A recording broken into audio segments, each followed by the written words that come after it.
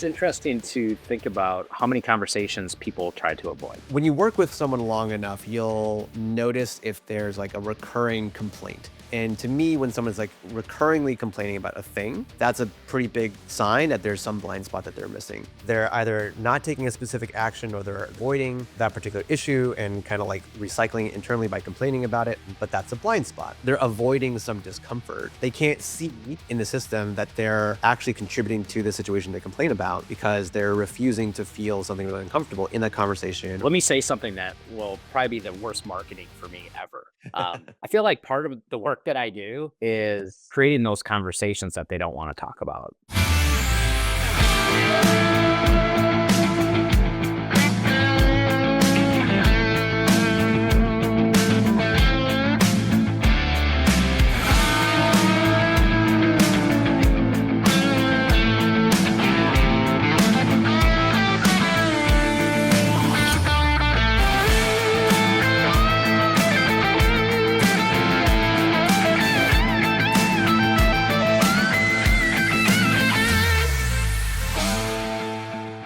Brian, welcome to Tech Scenes. Hey, Jeff, great to be here.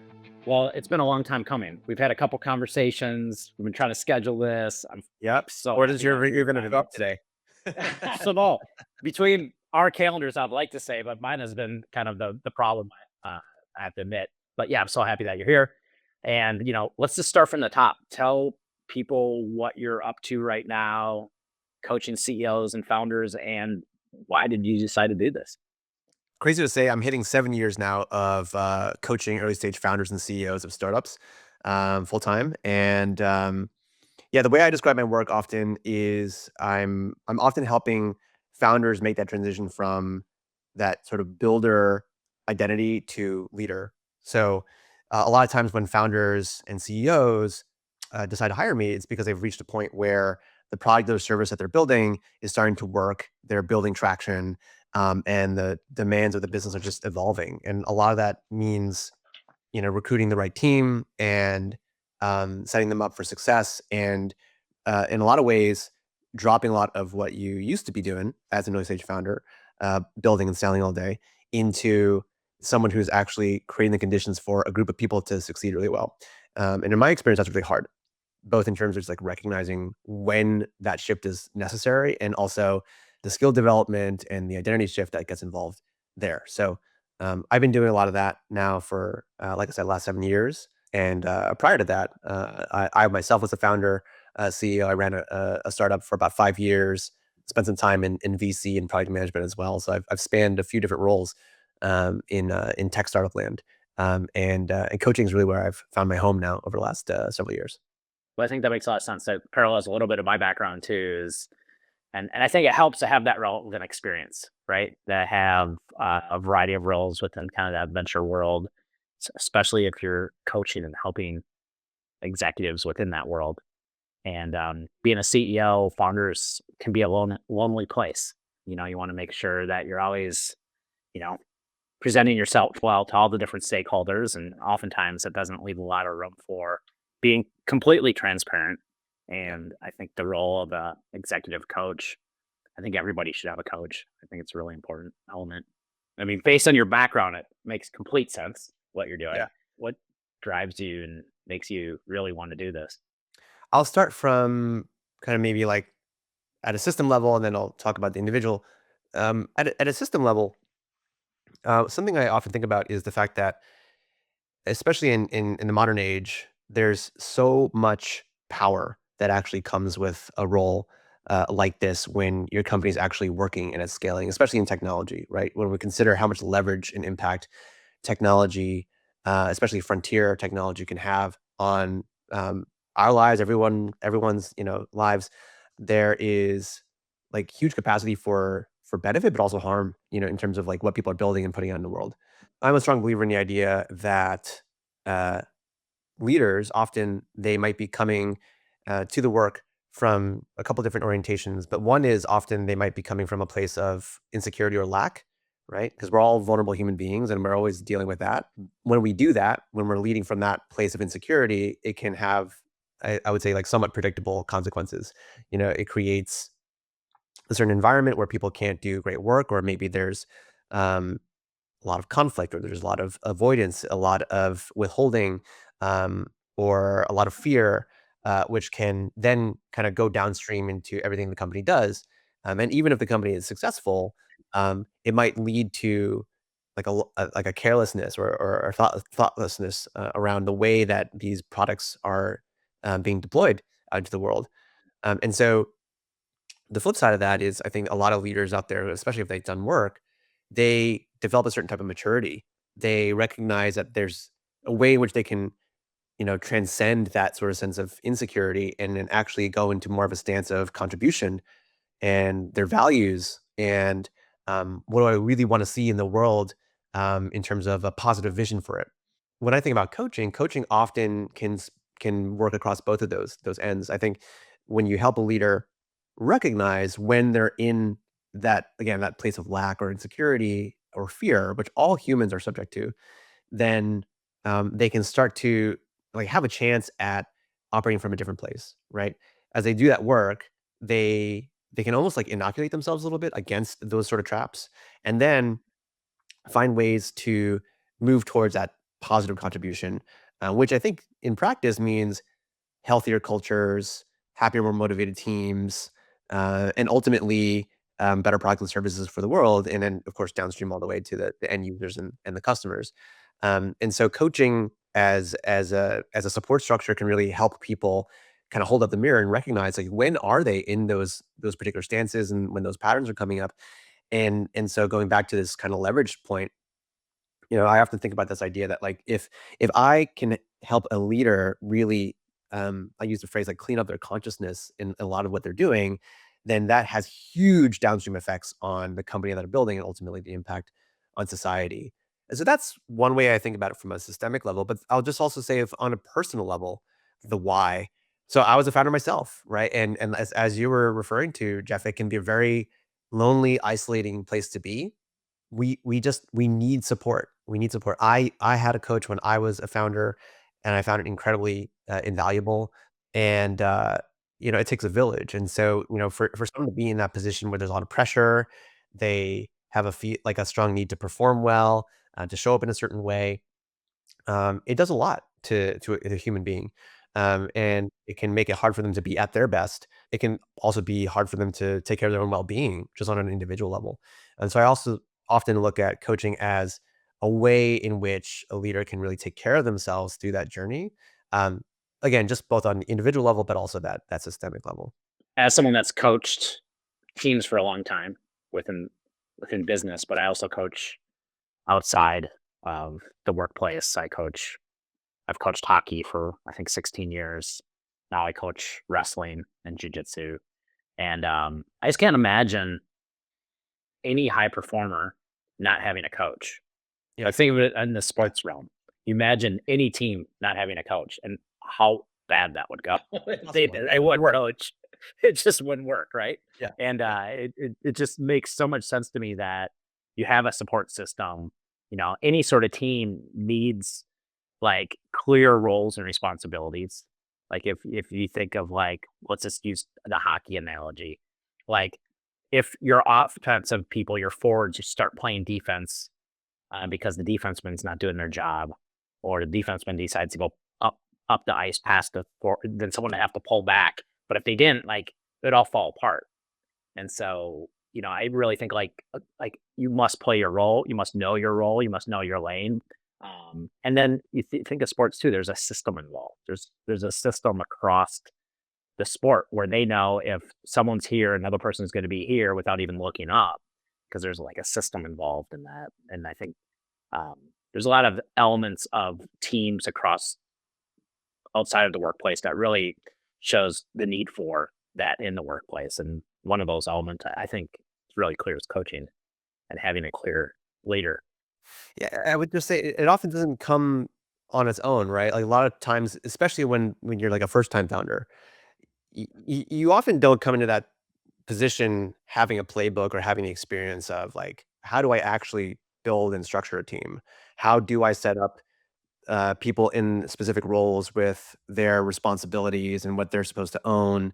And the other part of coaching that this is so much of it's around feedback, right? Like feedback is the way we learn, and we experiment and we get more feedback, and then we learn what to do, what not to do, etc. And that's the other thing I also consider around coaching is sometimes you're just too close to what's happening, Hmm. um, which makes it really, really hard for you to either learn from what's going on or even notice that there's a particular thing that's happening in that situation. And so, one part of the role as a coach is to be able to point those things out, to be able to surface and notice, hey, I noticed there's this pattern or dynamic happening, between you and this other person, or you and the team, or whatever it is.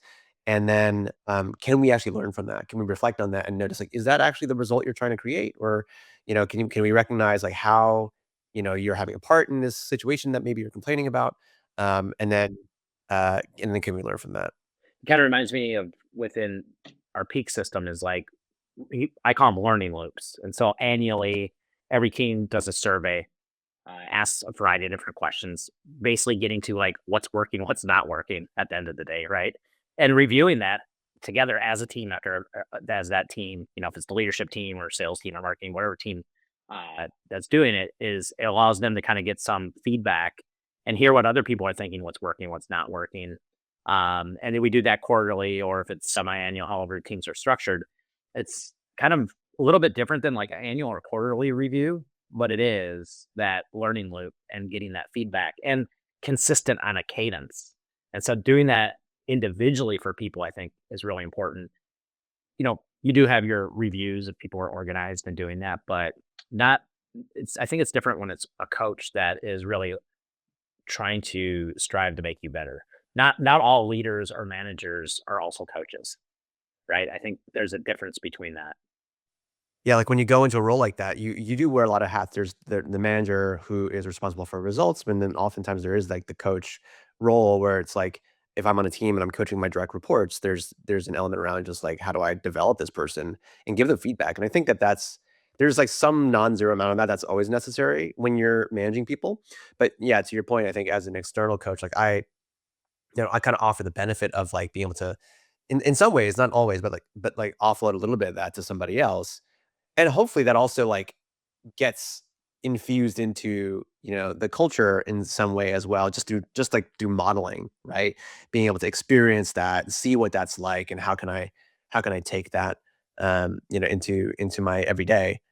And I guess, like, you just actually made me wonder about a question, Jeff, is when it comes to teams and they perform really well, and in particular, they learn really well, like, what have you seen the teams that perform well do differently compared to those who maybe sort of stay in the same place for a long time? That's a long question or long answer. Oh, really long. Here, just read this. Real quick. Mhm. There you go, Yeah, get the I book. think I would say that probably start at the highest level. The teams that perform really well, I think there's five behaviors. One, symbiosis. They are not that they work magically together, but they are trying actively to work well together. I think the second one is communication. We were just talking about that is having the right level of communication, but also having like the right cadence of communication.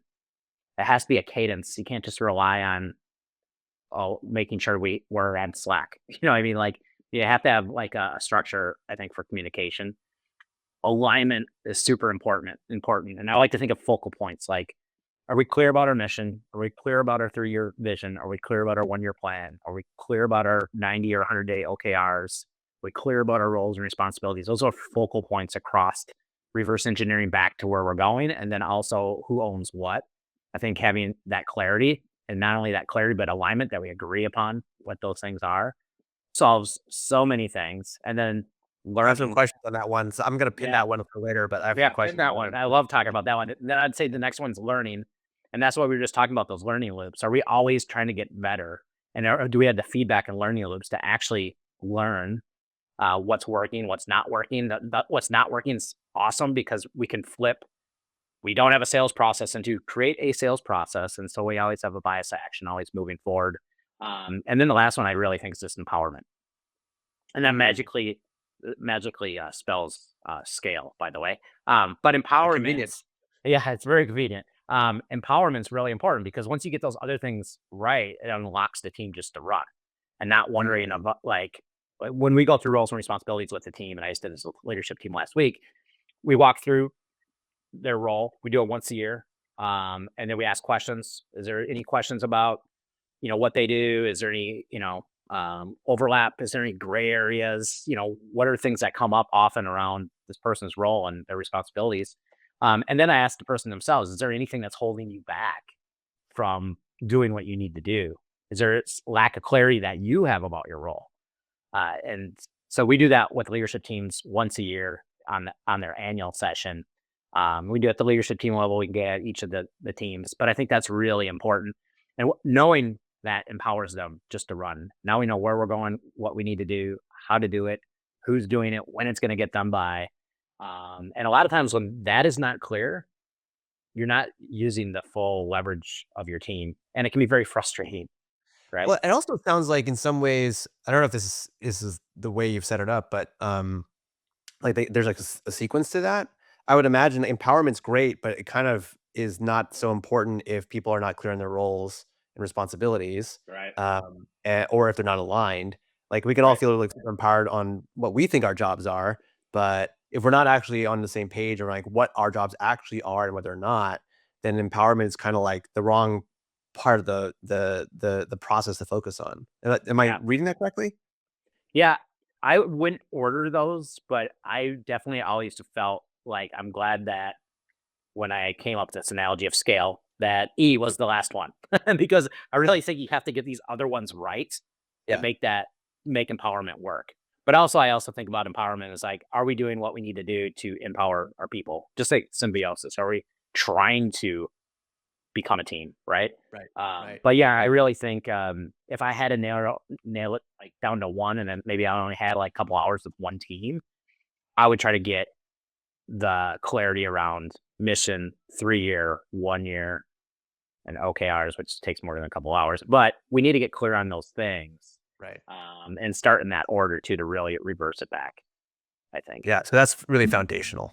Yes, I think so. I think Yeah. it's hard as a team to know where to go and what to do if you haven't talked about it Yep. and had those conversations. And if they're isolated of a CEO just telling different people to do things, doesn't work. You Mhm. have to get the team together.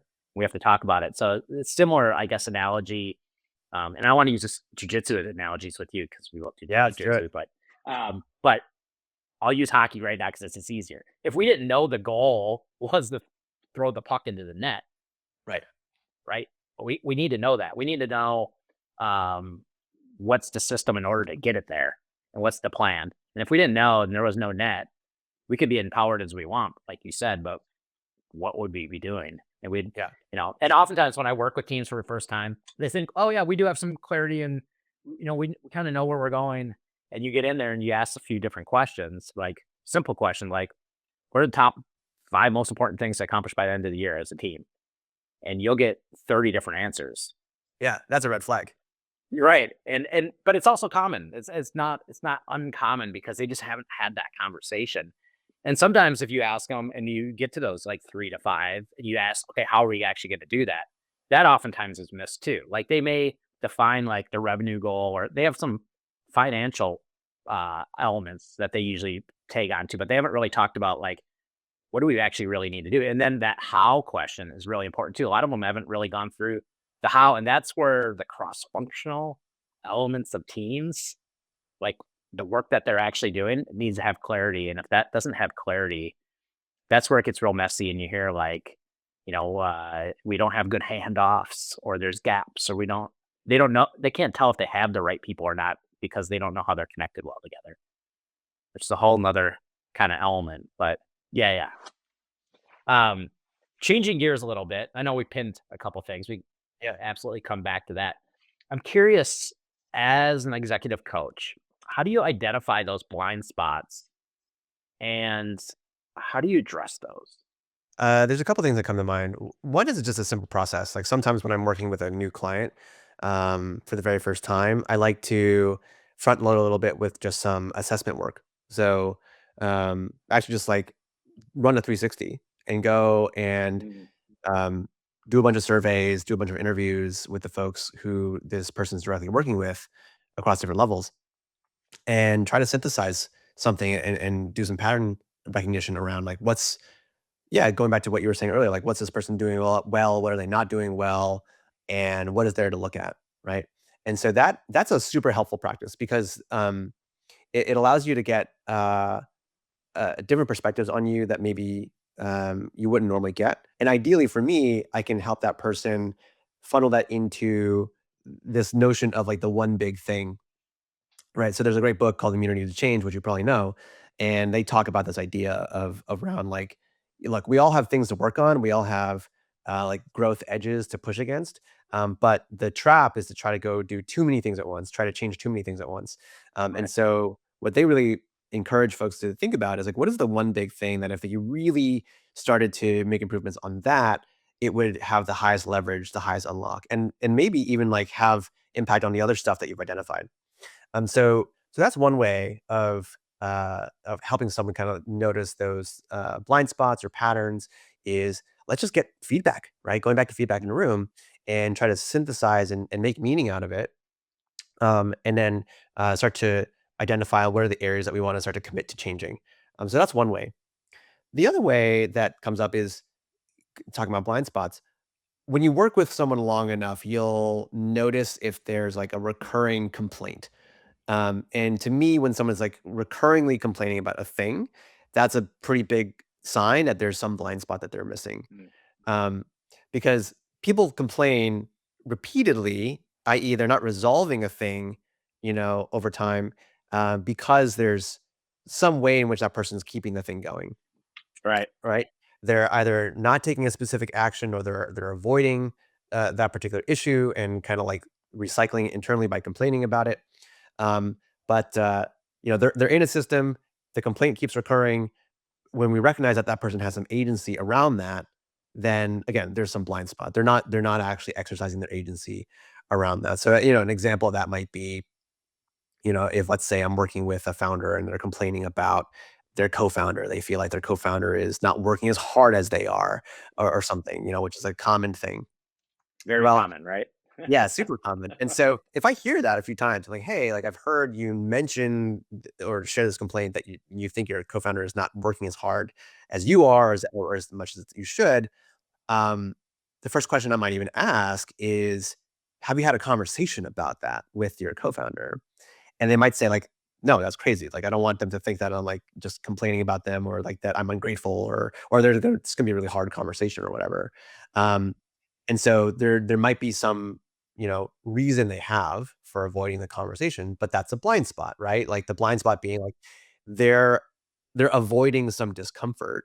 They can't see in the system that they're actually contributing to the situation they complain about because they're refusing to feel something really uncomfortable in that conversation, or they have some story about how that conversation is going to go and they're very certain about that, and so things keep on going. And so yeah, I would say that that's also a good marker of blind spots. If there's something that keeps repeating, and I'm picking up on that, and I'm picking up on that energy, then I'll often just like hit the pause button and be like, "Hey, I noticed that you've brought this up a few times now. Here's how I'm receiving it, and I wanna like just check and see like, have you noticed that, right? And then like, what do you make of that as I share that reflection?" It's interesting to think about how many conversations people try to avoid. Yeah. And let me say something that will probably be the worst marketing for me ever. I feel like part of the work that I do is creating those conversations that they don't want to talk about. And it's probably a real unpopular thing for me to say about what I do, but it's not that I enjoy conflict. I dislike it so much that I feel compelled to walk right into it to try to help teams solve it. And there's a lot of times people, what I find, and we kind of talked about this already, and maybe it's coming back to that question that you have, is a lot of times when there's disagreements, it stems from that lack of clarity. And I'll give an example. I was working with a leadership team last week, and the question came up of international expansion. Yeah. And they said, I really think we should start thinking about international expansion. And the two co-founders just went at it. And I said, pause, pause, pause, pause. I'm like, when you say we need to start thinking about it, when do you actually want to do it? Like, is that 3 years out? Is that 1 year out? Is that right now? And the person that brought it up said, "Oh, that's like 5 years out, but I just want to start thinking about it." Huh. The other co-founder is also like, "Oh, the way you Right. said that made me think like Yeah. we need to start doing stuff with this right now." There's like assumptions flying around here about what that meant. A bunch of assumptions what that meant, and oftentimes, I won't say always, but more often than not, if you ask the time in which we're going to do this and get clarity on that timeline, that solves it often. Or Mm. if we say, who would we have do that? Right. Like, so just trying to get it like the where, the when, the what, the how, the who, Right. those kind of Right. discovery questions, just getting clarity on that often just brings everything back down. And That's I see interesting. that just very common. And I want again, to it's ask you like, that. yeah, Like, so part of what that made me think about is like, yeah, when it's so common when you're in a team meeting, someone says, "I think we need to think about X," or "What about this particular goal?" And when we as listeners often end up assuming that that means right now, and oh crap, I'm going to be on the hook for some of this in some way, right. or the Yeah. thing that they're mentioning is going to cost me something because its resources are going to go away, or Fear. whatever it is. So there's like a whole bunch of assumptions that go in, but they almost always get tied back to like, but this is going to cost me something right now, right? And so then that triggers a defensiveness, which is why then there's like now we got to like argue about it uh, rather than like taking the time to get curious and just be like, okay, so like, what do you mean by that timeline wise? What does that actually entail? What do you have in mind? Even just a little bit of just like open ended curiosity can, I think, to your point, like we solve a lot of these tangles that people end up in. Yeah, the why question's great. This happens. Here's another one that happens a lot with teams I'm working with. We'll do some prep work ahead of the session, kind of try and nail down some of the biggest priorities, maybe let's say on the year. And this one happens very often is I'll say, at the top line, what's our revenue goal? And the CEO will provide a number. Yeah. And the CFO looks a little different. I can tell in the room based on that number. And then the head of sales has a look on their face. And then I'll say, like, Tim, do you want to say something? And he'll be like, yeah, well, we gave the board this number. And Mm, we're sharing this number internally. And then the head of sales is like, and I have this number. Now, let's just start with what is the right right. number? And, it might be 20 million. And this one had 25 and this one had 16. And I typically right away start and say, like, why do you have 20? Tell me why you Yeah. have 25. Right. Why did you put 16? As they talk about it, typically within 10, 15 minutes, we decide it's 32. It's like Mhm. oftentimes it's even bigger. And it's because things float around. One conversation gets marked this way, this one gets marked this way. Put them in the room, talk about it, and then get context. And this is real quick on this is like context and numbers is really important. Is this like shooting for the moon? Is this minimal? What is this? And define that number. And once we define that number with that team, we have that conversation. We put the context to what that actually means and give the team the context of what that means because that's really important. I mean, it's hard to, as humans, to align around letters and numbers. It's really what we're Mm, doing, right? At the end of the yeah. day, we're writing down numbers and letters, and we're like, and that's giving us the power to do what we need to Well, do. there's so much meaning that gets tied up in that, right? Like we're naturally meaning making creatures, and so we can't help but make meaning, which is informed by assumptions, which are often hidden, and so on. Part of what you're bringing up makes me think about the book Crucial Conversations. You're probably familiar with it. In the book, this is coming up because I've kind of borrowed this a little bit in some recent conversations with folks. But they have this great phrase in Crucial Conversations called the pool of meaning. And so the reason why these like maybe high stakes or like emotionally charged conversations can go off the rails, or the reason they kind of go into this high stakes sort of feeling is because people are not sufficiently adding to the pool of meaning, right? So if you've got multiple people in a group and they're all trying to align on something, there's like you've been talking about, there's all these hidden assumptions and ideas and implications around what's getting proposed, which need to be uncovered through clarifying questions like where did that number come from, and what's going to be required to get that done, and like, is that high or low, etc., all those things. And so what the authors in the book talk about is, you know, effectively these conversations can find resolution as long as people can stay in the conversation long enough to add sufficiently to the pool of meaning. And once that pool of meaning is sufficiently large and shared, then it's like, "Oh, okay, I understand actually what we're all saying here, and now we have a road to actually get to alignment," because we've laid out all those things in front of us, both in terms of what we're cognitively meaning, but also even just, like, empathetically, what's going on for each individual person. And then the reason why it is maybe a little bit of an aside, but, like, the reason why people fail to get to that point of the pool of meaning being, sufficiently contributed to is that, a lack of safety. Like, people get, like, triggered, they get defensive, they kinda get into, like, an us versus them sort of, state, and then it kinda falls apart, Right. and then dialogue shuts off, pool is no longer actually, being added to, and then you're kind of, like, in a stuck place. Yeah. Yeah, I think I boil that down to fear. I think a lot of times people respond in a fearful way. One of the things I try to do, and this kind of goes back to what you were saying a little bit earlier, it's like showing up in kind of that right mindset, showing up kind of grounded. I think is really important. When I bring teams through an annual session or a quarterly session where we're there together, we usually go through kind of like session expectations, I call it. Just simple, like open, equal, transparent room. We're all on this team together to win. If we win together, we all win. And really try to get like a baseline of like togetherness, and like the more that we can put out on the table and solve, the farther faster we're going to go. The more that we are keeping these stuff in our rucksack, trying to hike up the mountain together, it's going to weigh us down and it's just going to tire us out. I always feel like dealing with the things earlier is better than and having it wear on you. And I try to get them in that mindset. And I think that's really important, to allow them feel like they have the right to have some of these conversations that they maybe wouldn't normally have.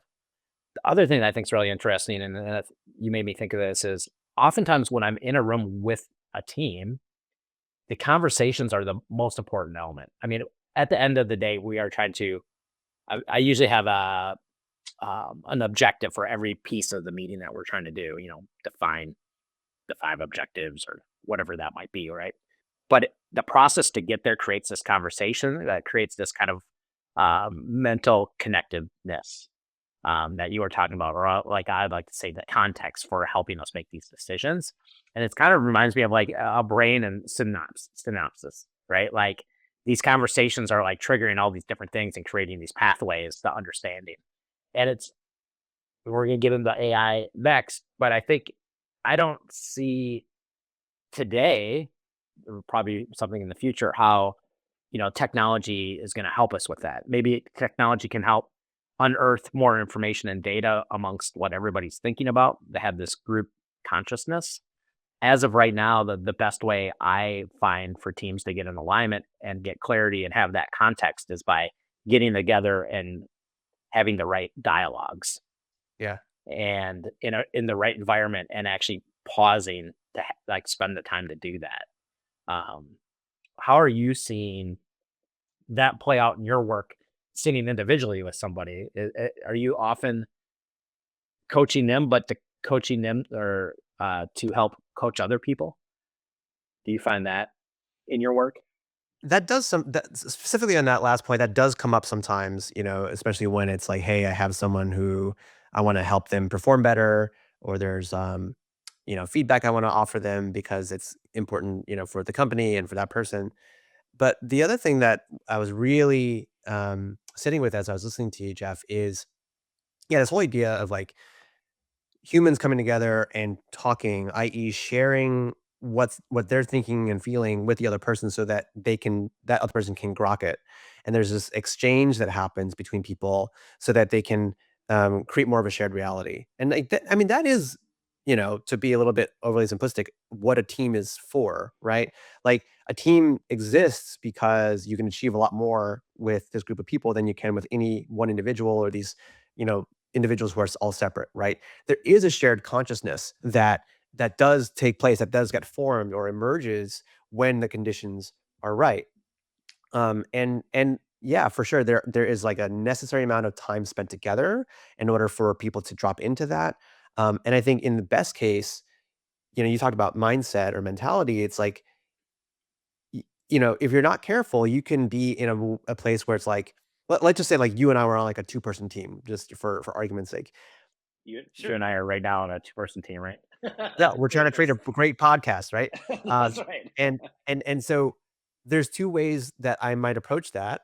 I could say, "Hey, it's Jeff and it's me. It's you and me." If I view us as separate, then I'm gonna be more naturally predisposed to think about what's good for me, what's in it for me, and I'm probably gonna be more likely to consider, trade-offs in a way that's, like, highly individualistic, versus, can I actually be in the place of we, and can I actually tune my attention into the we?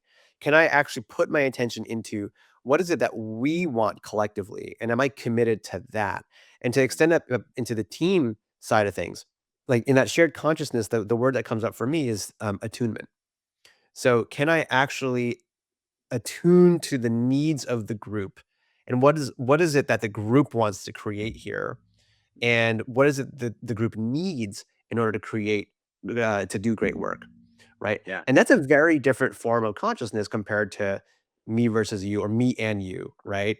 Like everyone has probably experienced this where they're on a team and they've had a teammate who's like they're just self-interested. And you can feel that and you can feel like we're not going to do great work here because I mean, this is getting political, or this person is wanting to like, maintain their own resources or their own reputation or whatever it is. And there's like Right. friction in that. But if it's, oh, we can all feel collectively that we're committed to each other, to this collective, and we're taking care of it sufficiently, then I think then you have much more of a chance of people um, making decisions faster. They get to alignment faster, people are able to go into their areas of strength much faster, and they're clear on what they're doing, what they're not doing. Yeah. They know what the goal is, etc. But it's all because they've almost like subsumed their own interests to that of the group. Yep. Which there's pros and cons to that, but that's a bit of what came up for me there. There's running close on time already. This has gone so fast. Let's shift gears and talk about AI. Like Seems we like a can't lot, leave this without talking about AI. right? So, what are you seeing, and how do you feel like teams are adapting to this new autonomous workflow? One of the things that I'm seeing is, like if I've worked with someone for a while and they've been, working on their company for let's say a few years, um, I'm noticing a tension where let's say they have a team of like 20 people, let's say. Um, and because they're starting to adopt modern tooling, agentic workflows, Claude code, all this sort of stuff, they're noticing like, whoa, we have a lot more leverage here into what's possible. And conversely, some sense of like, like their team is a little bit too big. There's like too much going on. I'm noticing some leaders are like, I really want to spend more time with Claude Code to build because that's faster than having to be in these like 5 one-on-ones or Yeah. this next team meeting. It does feel at times that people are in this thinking of, well, now that we have autonomous workflows and these AI tools, then what the hell do I have my team for? This team is feeling like more of a burden. There's too much drag here. There's human messiness, which is true to a certain extent. Um, and so as a result, I think that I'm just without judgment, I'm noticing like, okay, people are starting to s- hire a little bit more slowly.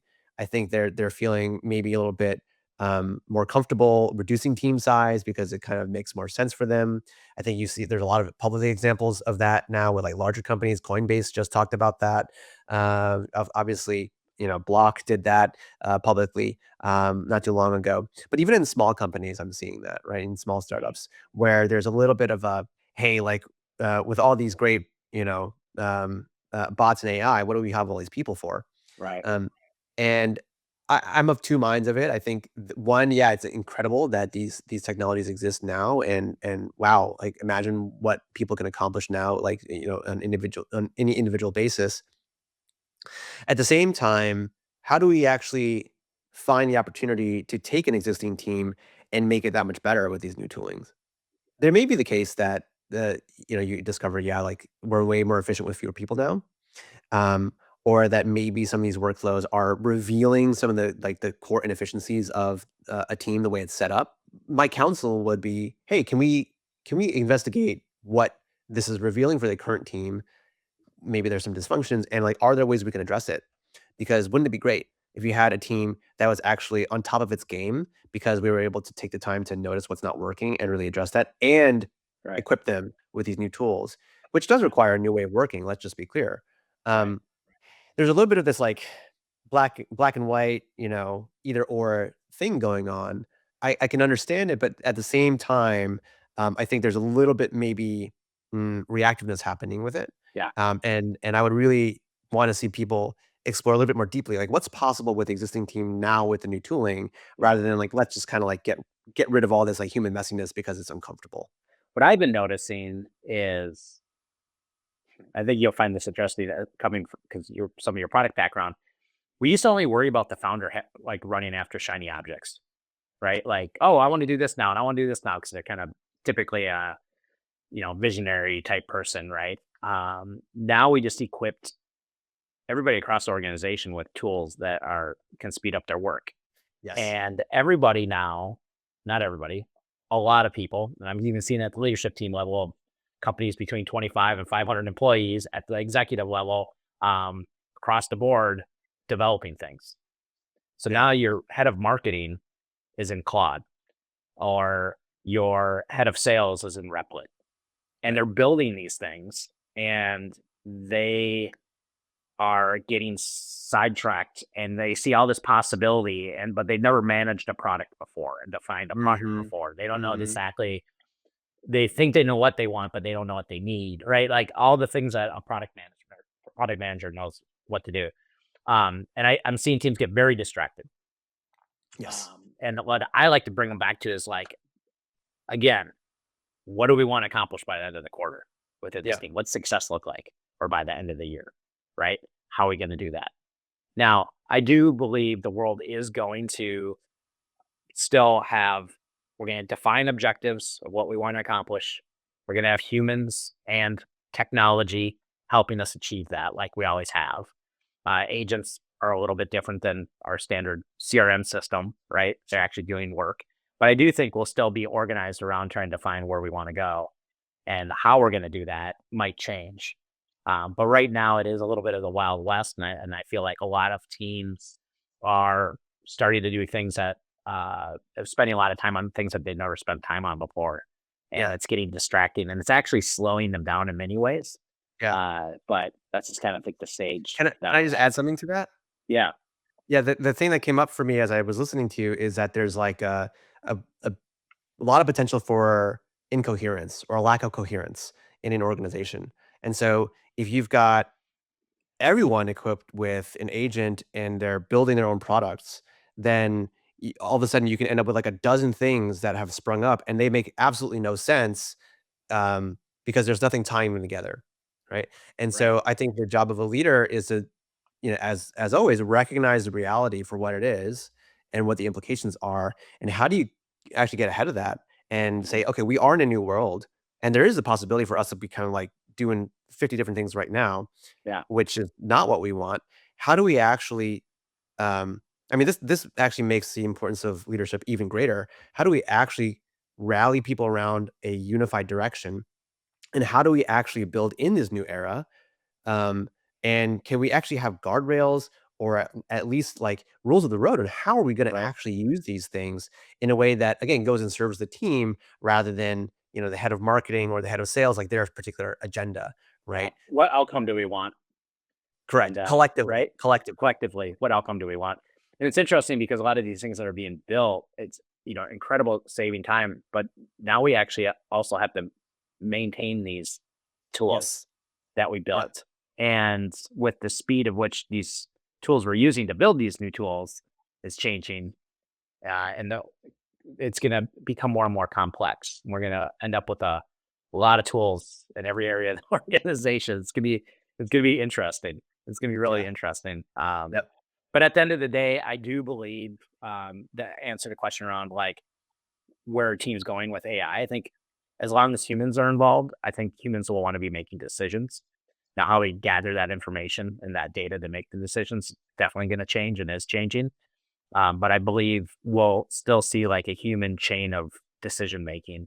An analogy I like to use is I can put my car on a variety of different levels of autonomy, right? I Mhm, can mhm. say, hey, stay in this lane and start and stop and just stay in this lane. Or I can say, like, bring me to Starbucks. Um, Same with my business and other businesses. We have different levels of autonomy that we're building in the business. But I'm never going to get in my car and just have it bring me to wherever it wants to take me. Right. Same with my business. I don't want to wake up tomorrow and Collective Genius is now an insurance company. Right. I think as long as humans are involved, humans are going to want to make those decisions of where we're going, the end goal, the vision. Yeah. Um, but I do believe how we do it is rapidly changing. It's going to change. Yes. Rapidly, Yeah. radically changing. I don't think Yeah. I've seen this much change in the landscape in my entire career, frankly. I think it's, like, Yeah. the fastest I've ever seen it change. Why do you think CEOs and founders should do jujitsu? Oh, yeah, I love that question. Why should founders and CEOs do jujitsu? Well, if you have a taste for pain, that's always, a good outlet for it. What's really interesting about jujitsu is that it really forces you to learn how to learn. I think a lot of times you go into, like, a new endeavor, and Yeah. you're convinced you know how to approach it, and maybe you're, like, grabbing different skills that you've collected along the way, and you, sort of approach it intuitively. Um, and with jujitsu, at least in my experience, but I think this is true of other people I know too, when they go in, especially when they're a newbie, they're just like completely, utterly lost. Just like nothing makes any sense whatsoever. And there's like a huge amount of overwhelm that I experienced when I was first starting out. When you start to get through that, you have to kind of confront this reality, which is like you don't know anything. You really don't. Like, you're forced to be a lot more humble, maybe than you're used to, and, you are recognizing all these gaps. And then so, from that place, what I've learned, at least in jujitsu, is that, um, there's something around, 1, um not just knowing where you are, but figuring out, like, what do I need to focus on? For me, that's just, like, fundamentals right now. I'm just, like, 1 year in. So it's like, how do I actually start to understand these fundamentals?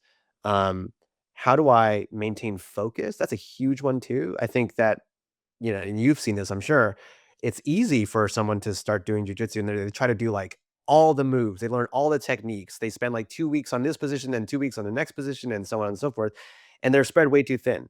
And so really it's like, how do I actually maintain focus so I can get really good at this one position or this one escape, right? Um, and then once I've gotten really good at that, now I'm gonna move on to the next thing, and I'm gonna start to build the chain so that my competence grows over time. But I'm not trying to do 50 things at once, which, you talk about shiny object, a lot of companies do that. And so, um, yeah, so many reasons. When you have this humility of, knowing that you don't know anything, um, being able to focus, and also going back to feedback, um, for me with jujitsu, it's forced me to analyze, like, what am I not doing well? Where am I getting caught in bad positions or giving things up? And how do I start to then um, iterate on the next role or the next class so I can start to practice that and drill it and then see if I can correct that. Right. And so it's a slow process. It's slower than I would like, but that's kind of the nature of learning. And to me, going back to founder CEOs, like, so much of their job is learning. So much of their job, iterating and improving on their end and for the team. Um, and so, yeah, for all those reasons, I would recommend jujitsu. Yeah. There's so many elements to it. And you even awoke a couple in me that I hadn't thought about before. And I literally could probably write 5 books about this. But the, the quote of a black belt is a white belt that never quit. Yeah. I really like that. I think that's part of my philosophy on life is that unless you quit, you're done. That's the only Yeah. way you're done. But if you keep on going, it's probably the best advice I was ever given in my first startup was don't quit. And that's why I always in peak and all that is a bias for action. Always learn, absorb it, do something different, but always take action and keep on moving forward. The other thing that you said, and it's actually advice I give a lot of white belts and early jujitsu people is like, I say, go home and write down that one move you're going to do from your guard. your Mm, closed guard. Go home, yeah. write down that one move that you're going to do every time you get into open guard. Yep. Every time you have someone in turtle, what are you going to do? So there's only a few different positions, but just start with one and then try that one. And then when it doesn't work, come ask me, tell me what happened. And then we can figure out why it didn't work. And the next time you're in that position, you try that one move again. You maybe do it a little bit different. You get more feedback. Maybe it works, maybe it doesn't work. And then we keep on fixing it, keep on fixing it, every single position. And then what happens is one move, and then they do this, and now I have a second move over time, and then I have a third move. And the highest level guys, it's not that they have all the moves; it's that they master a few moves. I mean, like master, like no matter what the person's going to do, they've seen every single defense, and they can play off of that defense and do Yeah, something they know how to else. respond down the chain. They know how to respond, and then it's all interlocked together, right? And then Yeah, next thing you know, I'm in mount, and I do my one thing in mount, and maybe I ended up get rolled, and I'm in closed guard again, and I do right. my thing. So it's just I like to think of it as a path Yeah. through the forest that you're chopping, and then Mm, all of a sudden you'll come across your other path that you see, and like, oh, now I'm on. And the more that you take those paths, the wider they get. I think the wider they get, and I think it's the same um, with learning, being a CEO, being a founder, learning how to work with your team. The more times that you go down those paths, and you know what to do, they just widen and become easier and better. Um, yeah. the short answer though is grit. You get grinded, high I pressure totally left that part out. situation. Yeah. You need to be calm. You know what Yes. it's like. Probably like I remember when I first started out, and black belts would just destroy me, and they just looked like they didn't even know. Like I was trying everything possible, and they just like slowly. It was a slow death, and I could see Yeah. it coming, and I couldn't stop anything. I wanna just add something, if I may, on Yeah, that one, because yeah, I think that what that reminded me of was what I mentioned around, humility and grit. I think there's a connection there because, what I notice is a lot of times when someone is getting burned out or they're getting really, really frustrated about something that's not working, um, oftentimes they're banging their head against the wall, and like reality is just telling them this thing is not working, but they keep going. right. And I think a lot of the times the reason that happens is because they are personally identified with their approach. They're personally identified with the strategy or the thing they're trying to make succeed or whatever, um, and there's ego tied up in that. Mhm. And the reason I don't feel bad if someone smashes me in jujitsu is because I don't have an ego about it, right? I know I'm a beginner, and so like I have nothing to defend there. Right. And so I'm perfectly fine getting smashed or passed or just like learning from that process. But I think when you have some ego, and most founders I know have ego about what they're doing, that gets in the way of them recognizing, like, oh, reality is telling me something that I'm not listening to. And it's telling me I need to respond in a different way. But again, they have this ego that they're trying to defend. And there's this lack of humility. So going back to the question, I think jujitsu is a great way to start to find the ways in which your ego is getting in the way. And can you allow that to soften a little bit?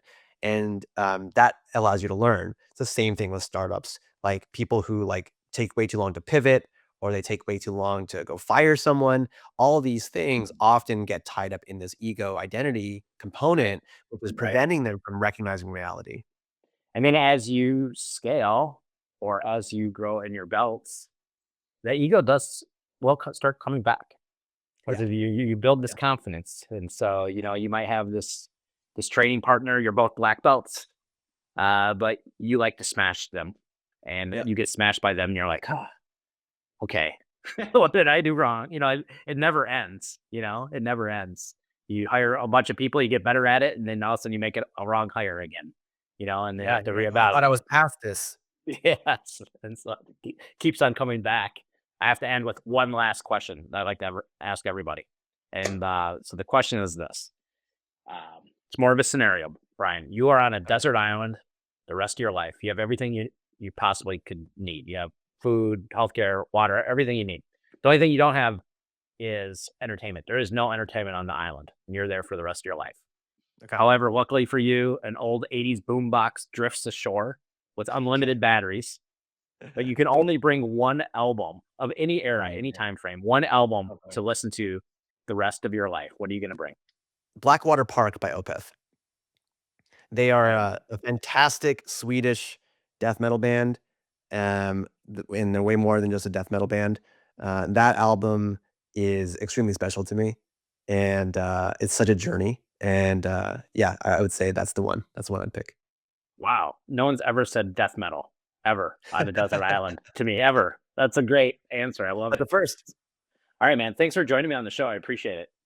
it was a pleasure. Thanks for having me, Jeff.